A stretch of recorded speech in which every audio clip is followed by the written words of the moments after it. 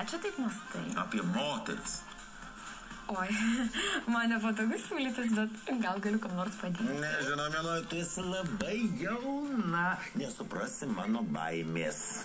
Na, bet vis tiek sakyk, kad jau užsiminėjai. Kokios tos baimės? Baisu, kur rytasi pasaulis. Žinai, moteris šiais laikais tavo baisiai įžūlios plėšrūnės, nepatikimos lapės, veidmainės raganos ir neromantiškos feministės. Kas tave privertė šitaip galvoti?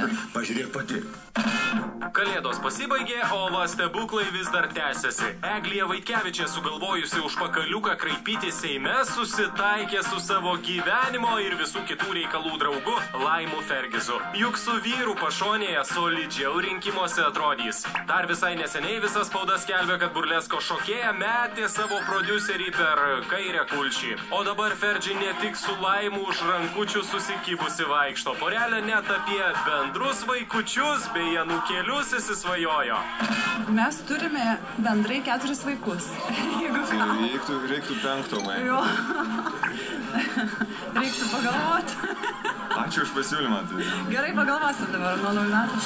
Galingi pareiškimai, bet juk Eglija dar visai neseniai visus kelius iki savo namų buvo nuo Fergizo užsibarikadavusi. Ar tik ne nauja politinė akcija čia pakvipo? Na, tai Laimas yra mano draugas, geriausias draugas, tai kodėlgi ne? Tai tiesiog, Kalėdos geras metas, tai bet klausimas koks buvo? Klausimas buvo toks, ar šis susitaikymas ir susiporavimas iš naujo rinkiminės kampanijos dalis. Juk Laimas ne šiaip Eglijos draugas, bet ir jos prodiuseris, vadybininkas ir kitų ten reikalų patikėtinis. Gal tai dar vienas vadybinis triukas siekiant kelio į politikos Olimpą? Ne, kas tai yra ta tokia šeimos savoka galima tada traktuoti. Tai vieni įpratę labai taip tradiciškai suprasti, kiti yra laisviau. Tai mes tiesiog, kai išsiskiriam, nesipykstam ir galim susitikti. Nėra kažkokios tai pagiežos, keršto ar ko tai. Esam geri žmonės.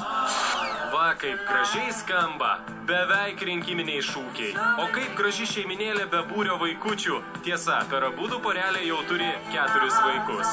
Bet juk reikia ir bendro. Tai ne tik šeimos ryšį tvirtina. Reikia galvoti ir apie vis blogėjančią lietuvių tautos demografinę padėtį. O 5 vaikas, tai būtų, norėtumėt labiau mergaitės ar berniuko? Kaip ir visi sako, svarbus vaikas gimtų. Ne, aš tai kai savo mamai pasakiau. Ką jie? Tai... Ne. Ir tai dar ne viskas. Eglija su Laimu jau planuoja ne tik bendrus vaikus, bet ir anūkus. Nori kurti darnę, pavyzdingą šeimą, kaip tikri, rimti politikai. Geri tėveliai, geri seneliai. Mūsų vaikai turi susilaukti vaikų, kai jau mes turėsim anūkų, tada galėsim galvoti apie naujus vaikus. O kol dar neturim anūkų, tai nėra ko ir apie vaikus galvoti. Jo, dabar reikia uždirbti pinigus. Pinigų, tada pirksim vaikus. Darysim, nepirksim. Ai, jo. Jo. Tik įdomu, kaip bus su ta burleska ir ją panašiai šokiais, kai Eglija močiute taps. Negi ir tada plunksnomis apsikaišiusi užpakalį prieš veidrodį raitysis. Tačiau seksualioji šokėja pareiškė, kad visą gyvenimą erotinių šokių šokti neketina. Senstelėjusi Eglija ketina skirti pakankamai dėmesio ir naujiems vaikams, ir anūkėliams. Kaip ir lepintume, mylėtume labai, pirktume, visą laiką jiems skirtume, visą meilę. Gerai, užteks svajoti, juk jūdu balandėliai dar žiedų nė nesumainėte. Jeigu Eglija tikrai ryšis į Seimą baliotiruotis, rinkėjai gali nekaip į šį faktą pažiūrėti. Lietuviai konservatyvi tauta.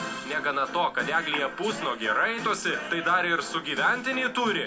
Laimai, kurgi sužadėtuvių žiedas? Tai nebent deimantai ant žiedo, tai tokie maži daiktai, kurie mažai vietos užima.